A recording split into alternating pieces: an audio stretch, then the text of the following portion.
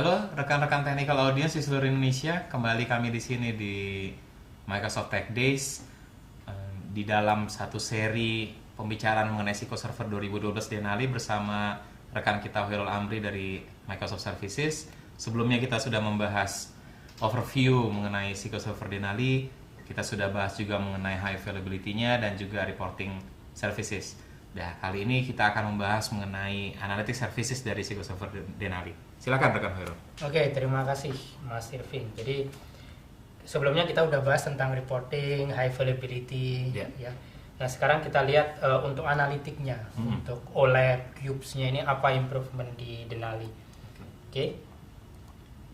Nah ini sebenarnya adalah arsitektur secara high level yang menjabarkan improvement apa yang kita punya di SQL Server Denali ini.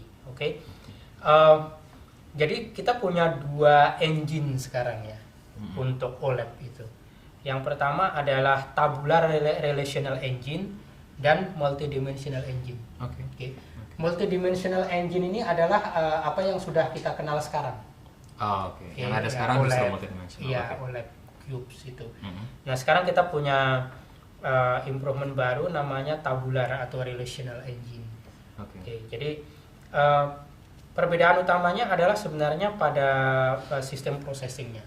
Oke, kalau tabular relational itu dia menggunakan in-memory processing, yang jauh lebih cepat dari sisi performance. Sedangkan kalau multidimensional engine ini kan dia sebenarnya digunakan untuk data-data yang sifatnya analitik.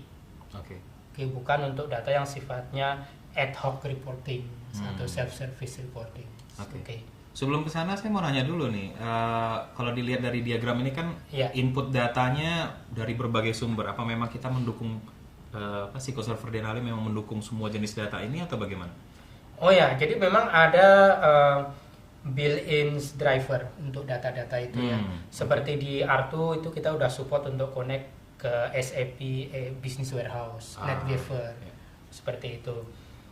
Selain tentu saja sistem-sistem Microsoft. Gitu. Untuk Denali ya SAP ada, Oracle ada, SQL Server ada. Untuk yang lain itu tentu saja bisa, tapi biasanya menggunakan driver yang bisa didapat dari si vendor yang bersangkutan. Berarti rekan-rekan technical audience tidak perlu khawatir kalau mereka menggunakan database lain selain SQL Server, dia masih tetap bisa menggunakan SQL Server ini untuk analitik. Betul.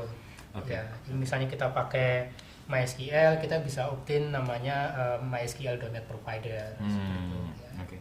Nah kalau kembali ke topik tadi, ini kapan, kalau ada hal baru begini kan yang paling membingungkan adalah kapan kita menggunakan yang relational, kapan kita menggunakan multidimensional, mungkin bisa dijelaskan lebih lanjut. Jadi begini, kalau yang relational itu sebenarnya untuk hal-hal yang sifatnya ad hoc reporting. Atau real time, mendekati real time reporting.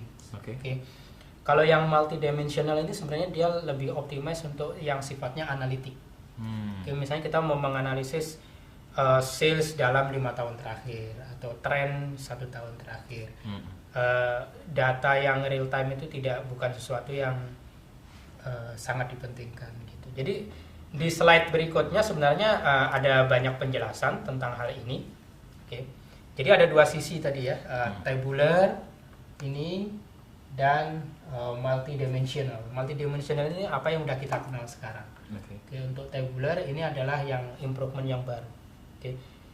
Dari sisi bagaimana membuat model, tabular itu lebih gampang. Karena dia sebenarnya itu mirip sekali dengan relational database yang sudah kita kenal sekarang. Jadi kalau saya udah bikin data warehouse, punya star schema, saya tinggal angkat ini jadi tabular. Kalau yang multidimensional, cubes itu kan kita mesti belajar lagi biasanya. Cubes itu punya measure group, terus dia punya dimension, terus nanti koneksinya seperti apa, itu harus didefinisikan lagi. Ya, agak berbeda dari relational. Kalau tabular ini dekat sekali dengan relational konsepnya. Satu lagi yang lain adalah kalau kita udah punya data warehouse, sebenarnya ini data warehouse ini bisa langsung diangkat ke tabular. Ya. Kalau kita mau bikin OLAP cubes, ya mau nggak mau harus dilakukan analisis dulu. mappingnya seperti apa gitu. Ya. Ya. Nah terus yang selanjutnya dari sisi query-nya. Oke. Kalau yang tabular itu query-nya namanya DAX. Oke, kalau yang existing yang udah kita tahu sekarang itu adalah MDX. Oke. Tambahan lagi 3 huruf singkatan. Iya betul. DAX itu sebenarnya ini adalah bahasa yang digunakan di Power Pivot. Kalau teman-teman yang di SQL R2 udah biasa main Power Pivot, terus nambahin expression di Excel itu adalah sintaknya adalah DAX. Jadi dia lebih ke expression based seperti Excel itu. Kalau MDX itu ya sintaknya ya MDX, ya, transaksi SQL bukan, expression juga bukan. Jadi learning curve-nya emang agak lebih tinggi. Ini betul, agak bukan susah tapi challenging. Gitu kalau untuk MDX. Oke. Nah, kapan kita pakai DAX, kapan MDX? Kembali ke kebutuhan bisnis sebenarnya. Kalau kebutuhan kita lebih ke OLAP, analitik, menganalisis data 1 tahun atau bukan sesuatu yang sangat real time, maka kita akan go with existing OLAP, MDX. Tapi kalau kita punya keinginan untuk self-service reporting ke user, kalau user self-service reporting kan kadang-kadang nggak bisa kita kontrol. Dia mau data yang per hari ini, yang real time. Oke. Atau per kemarin, nah itu kita bisa pakai yang tabular, ya, karena secara processing dan performance dia jauh lebih cepat. Cuma secara resource memang dia butuh lebih tinggi juga gitu. Jadi nggak bisa semuanya pakai DAX juga gitu kan. Nah DAX ini sebenarnya yang menjadi engine dari si Project Crescent.